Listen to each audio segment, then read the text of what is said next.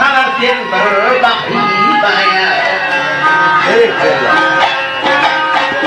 Tuğbi kalgalasan bir çukur ey tuğdu yatan bu kendini peyda.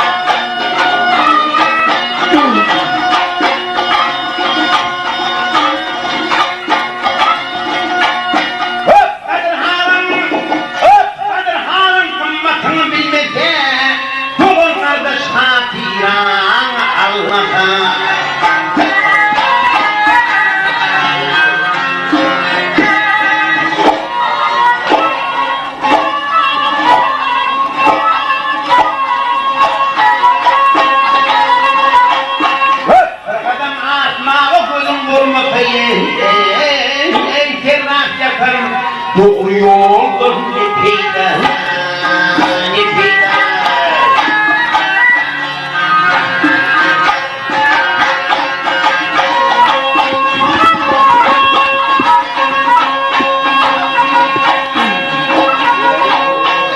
Aydan maşak kılıç, yani adam zat diyenin vardır yürüyeni.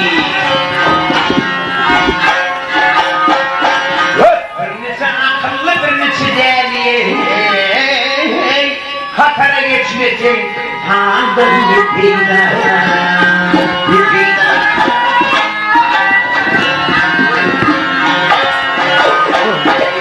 Bir nece akıllı bir nece değerli, gözünde olmasa iyi geldi peyda, bir peyda. Gerçekten.